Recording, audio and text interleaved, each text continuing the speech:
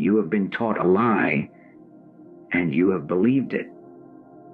You think that faith is something you must gather, something you must build up within yourself, a quantity to be accumulated until it is finally sufficient to move your mountain. This is the great deception, and it has kept you in bondage to a power you were never meant to serve. You have been straining, trying to conjure up more and more of this thing you call faith, feeling its lack, measuring your weakness, and wondering why your mountains do not obey. But I am here to tell you that the entire foundation of your understanding is incorrect.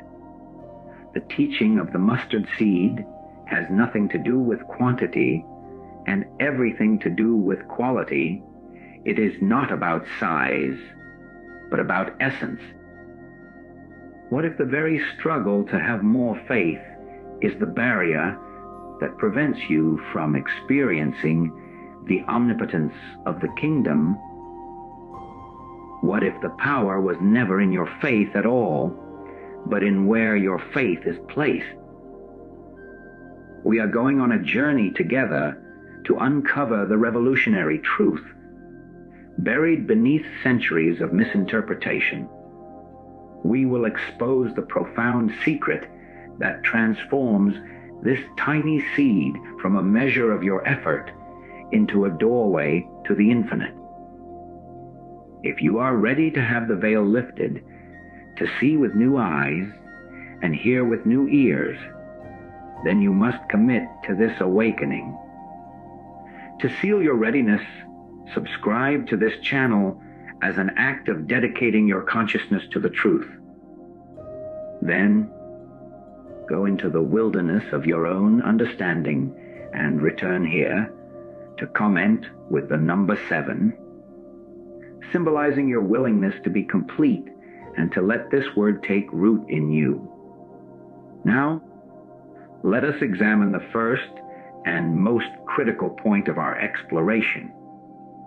You have been led to believe that faith is a substance, a spiritual currency you must gather and store up within the vault of your own being.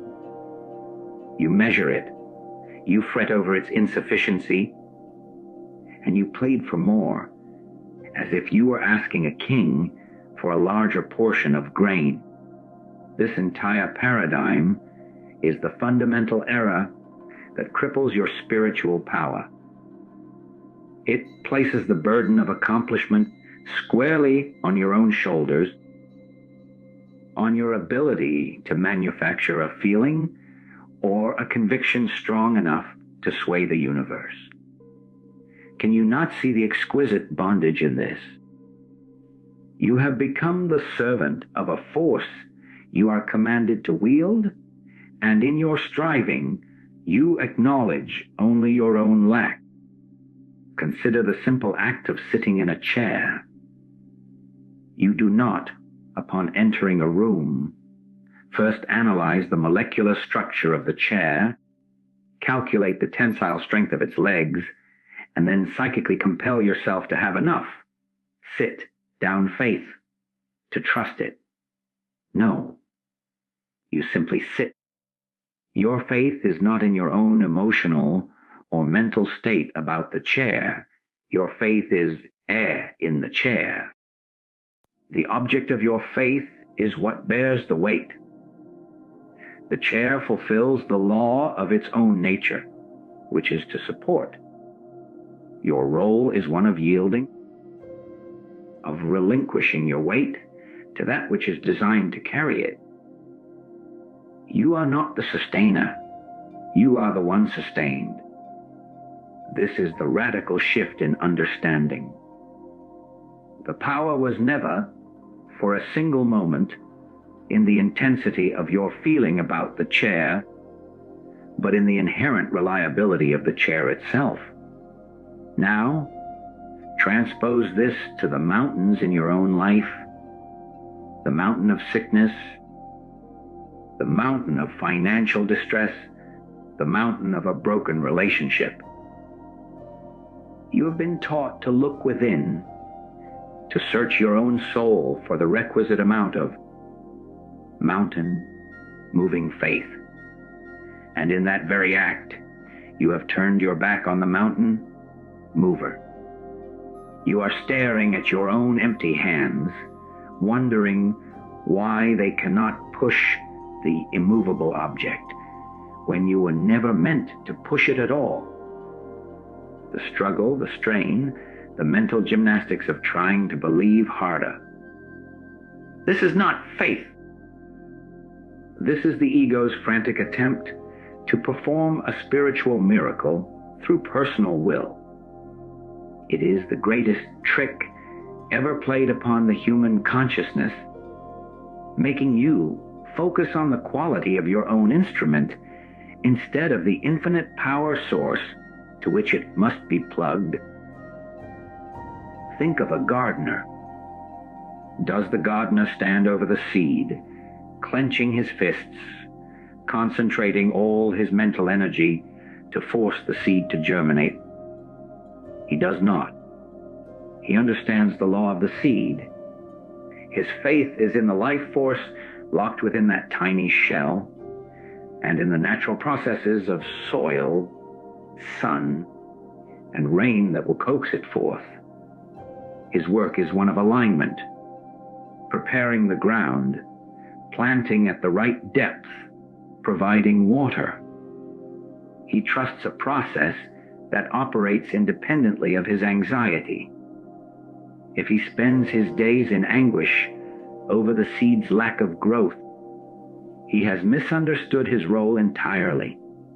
He is a cooperator with a force far greater than himself. This is the truth that liberates. The moment you shift your attention from the quantity of your internal faith to the quality and nature of the life principle in which you place your faith, everything changes. The pressure is off. You are no longer the center of the universe, desperately trying to generate enough spiritual wattage to light up your darkness. You are the child who yields to the parent's lift, the passenger who rests in the vessel, the branch that receives the sap from the vine. The mustard seed is not held up as an example of how little you can have, but as a perfect illustration of where your faith must be directed to a potential, a life, a kingdom inherent within the seed itself, which, when yielded to, will express as the greatest of shrubs.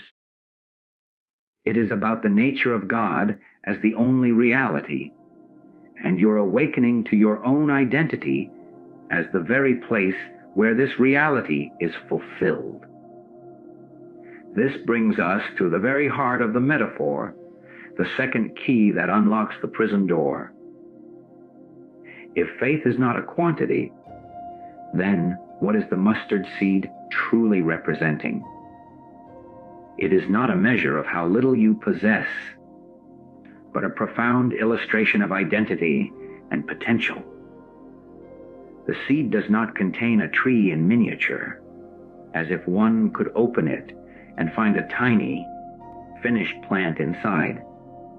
No, it contains something far more magnificent, a divine imperative, a coded law of unfoldment, a silent command that calls forth the entire organism from the invisible into the visible.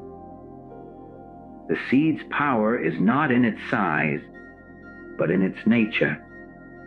It is the point of contact where the unmanifest becomes manifest. Your misunderstanding has caused you to focus on the outer shell, the smallness, the apparent insignificance, while completely missing the cosmic law it embodies. Consider the acorn. You do not look at an acorn and see a small, hard nut. You understand it as a potential oak forest. Its entire identity is wrapped up in this potential. It cannot try to become a pine tree. It cannot strive to become a rose bush. It can only yield to the law of its own being, which is oak. All the power of every mighty oak that will ever spring from it is already present, not as substance, but as a living principle within that shell. Your own consciousness in its true state is this very kind of seed. The kingdom of heaven is not a place you go to, but a divine potential planted within the very core of your being. Your struggle has been that of an acorn lying on the ground, straining and striving to become an oak tree through its own effort, feeling guilty for not trying hard enough, when all that is required is to surrender to the natural, irresistible law of growth that is its birthright. Look at your own daily life. You plant a tomato seed in your garden. Your entire expectation is based on its identity. You do not stand there and command the seed to become a tomato plant. Through the force of your will, you trust the law of its life. You provide the conditions: soil, water, sunlight. But the intelligence that directs the formation of the roots, the stem, the leaves, and the fruit operates entirely independently of your mental commands. The seed knows what to do. It is fulfilling a cosmic pattern. Now, what if the faith as a mustard seed is this same kind of knowing? It is not a frantic belief in a desired outcome, but a quiet, unshakable knowing of a spiritual law. It is the inner certainty that, just as the tomato seed must yield tomatoes, the divine life principle within you must yield harmony, wholeness, and peace. It is the understanding that your true I am is not the struggling, separate self, but this very life principle in individual expression. The moment you grasp this, the metaphor transforms from a judgment on your small faith into a glorious promise of your true identity. The mustard seed becomes the great leveler, not because it shows how little you need, but because it reveals that the potential in the smallest seed is the same potential in the largest tree, the same life, the same law, the same divine imperative. The size of the mountain is therefore irrelevant. A mountain of granite is no more real or powerful to the creative law of God than a single blade of grass. Both are formations of thought in the universal mind, and both are equally subject to the higher law of harmony. Your work, then, is not to generate power, but to align with the truth of your being. You are not a mortal trying to get God to do something. You are the very activity of God, and your faith is the conscious recognition of this fact. It is the acorn knowing itself as the oak, not through outward appearance, but through an inner, unassailable knowing of its own nature. This knowing is the faith that moves mountains. For it does not move them from without, by force, but recognizes their inherent insubstantiality from within the one and only reality. This realization leads us directly to the third cornerstone of our understanding, the point upon which everything hinges. If the power is not in the seed itself, nor in your personal struggle to believe in the seed, then where does the transcendent authority reside? The power is not in your faith, but in the object of your faith. You have been staring at your own reflection in the pond, marveling at its clarity or despairing at its distortion, while completely missing the vast, deep, and limitless body of water that holds the image. Your entire focus has been on the quality of the mirror, while the universe is waiting for you to finally comprehend the nature of the light that makes the reflection possible. Let us return to the chair. The miracle of your rest is not accomplished by the fervency of your belief in sitting. The power to hold you is in the chair's construction, in the integrity of its materials, in the law of physics it perfectly expresses. Your belief does not empower the chair. Your belief simply allows you to yield to the power that is already inherent in the chair. If you place your faith in a chair made of tissue paper, no amount of passionate, sincere, or desperate belief will prevent you from crashing to the floor. The variable is not the intensity of your faith, but the integrity of the object upon which you rest. You are called to place your weight upon a reality that is as solid, as unchanging, and as reliable as the most perfectly crafted throne. This is the great transition from having faith in your faith to having faith in the infinite, unchanging, divine principle. Consider the sun. Its light does not shine because you have faith in the sun. It shines by its own nature, by the law of its own being.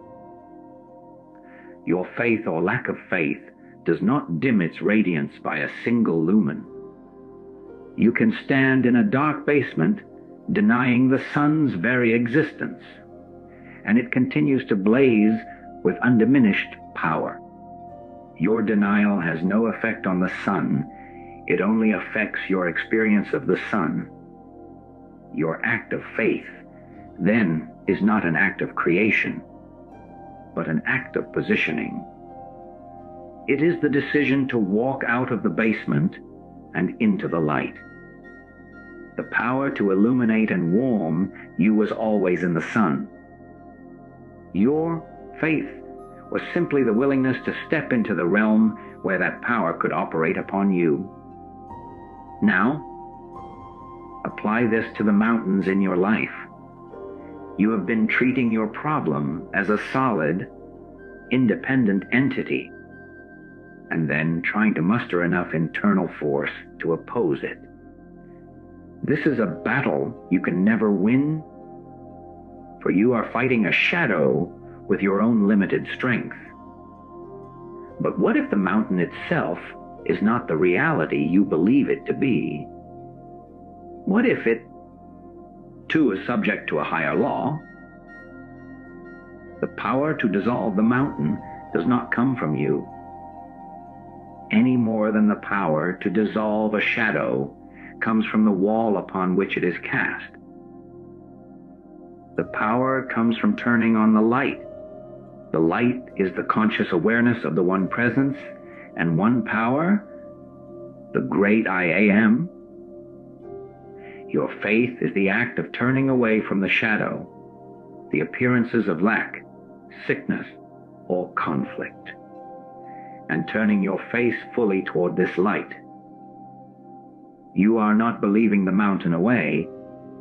You are realizing that in the full radiance of spiritual truth, the mountain, like a shadow, has no substance and no power to persist. It was only ever the absence of light. This is the sacred trust. You are not called to generate power, but to become a transparency for it. You are not the source of the river, but you can allow the river to flow through you, and in that flow, it will carve its own path through any and every obstacle. The object of your faith is this river, this flow of divine life, this omnipotent principle of good.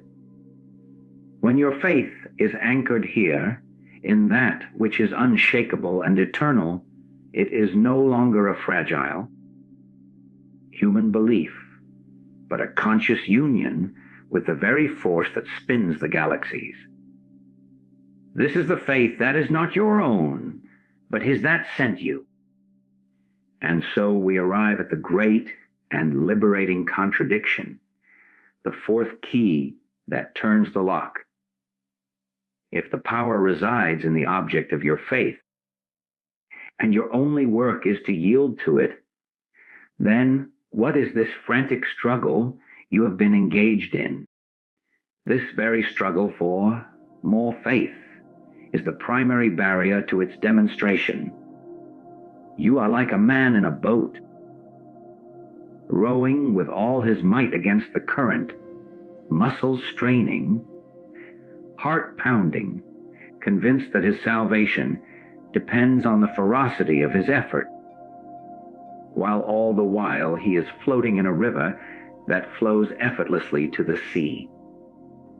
His struggle is not only unnecessary, it is the very thing that keeps him from realizing he is already being carried. Your straining, your trying, your mental gymnastics to believe harder. This is the ego's last stand, the final fortress of the belief that you are a separate self that must accomplish a spiritual feat. Observe a child learning to float. The instruction is simple: lean back, relax, and let the water hold you. But what does the child do? He stiffens, he thrashes, he fights the very element that is designed to support him. His fear, his need to control, his reliance on his own strength. These are what cause him to sink. The moment of miracle is not when he learns to swim, but when he exhausts his own effort and, in a gasp of surrender, discovers that the water has been holding him all along. His struggle was the only thing denying him the experience of its buoyancy. Your pursuit of more faith is that thrashing in the water.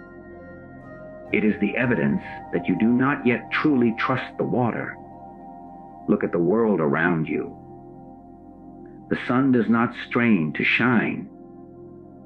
The rose does not strive to release its fragrance. The apple tree does not labor to produce its fruit.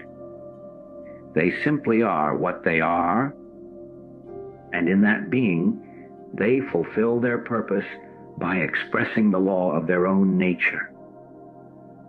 They are effortless manifestations of the life within them.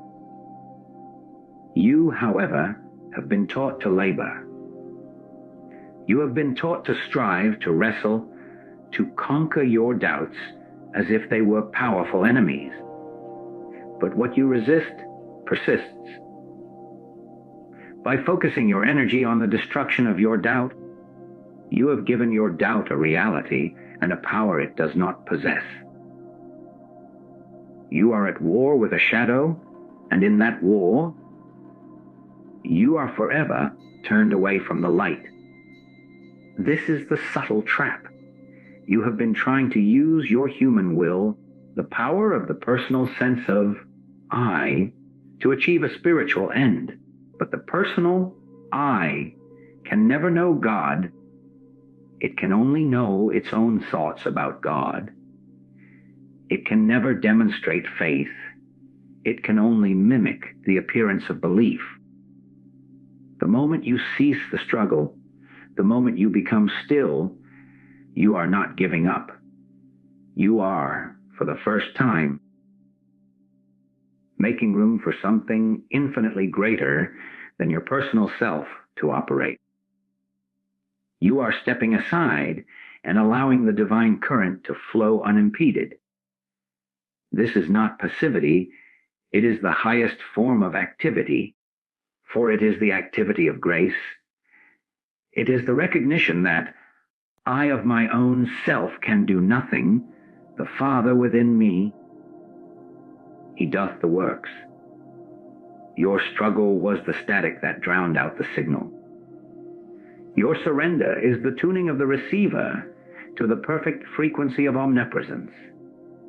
The mountain, then, is not moved by the force of your concentrated belief, but by the natural, effortless adjustment of consciousness to the truth that the mountain, in the face of the one reality, is an illusion. It has no more substance than a shadow, and you do not push a shadow, you simply turn on the light. Your struggle to have faith was the shadow you were casting yourself.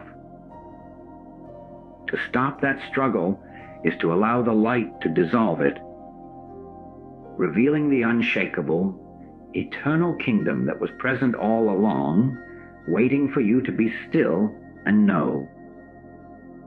This brings us to the very essence of the matter, the fifth key that reveals the nature of this new consciousness. If the struggle itself is the barrier, then what is the substance of this thing we have called faith? It is not personal effort, but a state of conscious union. It is not something you do, but a realization of what you are. You have been seeking to acquire a quality from outside yourself, to stockpile a spiritual commodity, when the truth is that this union is the very ground of your being, the very air you are meant to breathe. The moment you shift from being a seeker of faith to being the very embodiment of that which is faithful, the entire universe rearranges itself around this central fact. Consider the branch on a vine. The branch does not strive to produce grapes.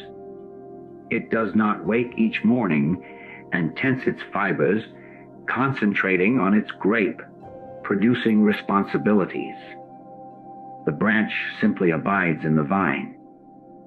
It rests in that connection, and because it is in a state of union with the source of its life, the fruit appears as a natural, inevitable expression. The sap of the vine flows into the branch, and the branch, without a single thought of its own, yields the cluster. Your true work is to be the branch. Your faith is this abiding, this conscious resting in the awareness that you are not a separate entity trying to get God to help you, but that your very life is the expression of God. The power is not flowing into you as if from a distant source. It is flowing as you from the inside out. Look at your own breath. You can, for a moment, take control of it. You can force it to be quick and shallow, or you can hold it until you turn blue. This is the picture of personal will, of striving. But what happens the moment you release that control? A wisdom deeper than your conscious mind takes over, and your breath finds its perfect, natural rhythm. It is a rhythm that is one with the rhythm of the tides and the seasons, a rhythm that is given to you. This is the state of conscious union. It is the release of the little, controlling self, and the surrender to the infinite, orchestrating intelligence that already governs every function of your body, every beat of your heart. To have faith is to let this intelligence breathe you, to move you, to live your life. It is to become a conscious participant in a process that was always happening, with or without your permission. This is why the mustard seed is so potent. It does not contain its own life as a separate, sealed-off thing. Its entire existence is a relationship to the soil, the rain, and the Son. It is a receiver, a point of transmission for a force greater than itself. Its faith is its willingness to be broken open, to cease being a seed, and to become the process of growth itself. You are called to this same breaking open. The state of conscious union is this willingness to have your sense of a separate, striving self die, so that the Christ, the I Am, the divine principle, can live in you and as you. It is not you believing in God. It is you realizing that God is believing, living, and loving as you. The questions you then ask are transformed. It is no longer, do I have enough faith to be healed? But what is the truth of my being here and now in this situation? And the truth is wholeness. The truth is harmony. The truth is peace. You are not trying to create these things. You are yielding to their ever present reality, which is your true identity. The mountain was only ever a thought of separation, and in the state of union, that thought dissolves for lack of a foundation, leaving only the unchanging landscape of the kingdom. And so we come to the final, practical application, the sixth key that turns theory into living truth. If faith is a state of conscious union, then how is this kingdom, this divine activity, actually activated in your visible world? It is not by the quantity of your belief, but by the quality of your yieldedness. You are not the generator, you are the conductor. You are not the source of the light. You are the window pane that has been cleaned of the dust of personal sense, allowing the pure, undimmed light to pour through without resistance or distortion. Your entire spiritual work shifts from an aggressive pursuit to a receptive alignment, from trying to make something happen to allowing what already is to become manifest in your experience. Consider a scientific instrument, perhaps a radio telescope listening for the faint whispers of the cosmos. The scientist does not shout into the receiver, demanding that the stars speak. His work is one of exquisite sensitivity. He must fine tune the instrument, eliminate static, and position the dish to receive the signals that are already flooding the universe. His entire focus is on creating a state of perfect receptivity, a condition of non-interference, so that the message from the depths of space can register clearly. Your consciousness is that instrument. The static is the ceaseless chatter of your personal will, your fears, your opinions, your strivings. The act of yieldedness is the tuning of your being into the silent, constant broadcast of the infinite I Am.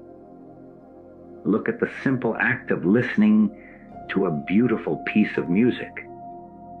You do not create the music by the force of your concentration. The symphony exists as a complete reality, whether you are aware of it or not. Your role is to be still and to listen. If you are busy talking, if your mind is filled with your own plans and worries, the music is still playing, but you are not experiencing it. The moment you quiet your own noise, the moment you yield your attention, the music fills the space, and you are carried by its beauty. This is the sacred act of yielding. It is the conscious decision to stop the internal dialogue, to silence the voice of the little I, and to listen, to feel, to become aware of the divine harmony that is already and always present. It is in that stillness that the so called mountain is revealed as a dissonant chord, and in the presence of the true symphony, it must resolve back into harmony. This is the ultimate secret of the mustard seed. The seed does not argue with the soil. It does not resist the darkness. It does not try to dictate the timing of its own sprouting. It yields completely. It allows the law of life to break open its shell and draw forth its hidden potential. Your greatest spiritual power lies in this same capacity for total surrender. It is not a surrender to an external enemy, but a surrender to your own divine inner nature. When faced with a challenge, you are not to fight it with your own strength. You are to yield your thinking, your planning, your fearing to the divine mind. You are to become still and know. In that knowing, a wisdom beyond your own will reveal the next step, or more often, it will dissolve the problem entirely by revealing its unreality. The kingdom is not stormed by force, it is unveiled through a quiet heart. The power that moves mountains is not a violent shove, but the gentle, irresistible pressure of truth which, when yielded to, causes every false formation of thought to simply collapse into the nothingness from which it came. Your life then becomes not a battle, but a benediction, a continuous demonstration of what happens when a human consciousness consents to stop being human and agrees to become the very place where God is fulfilled.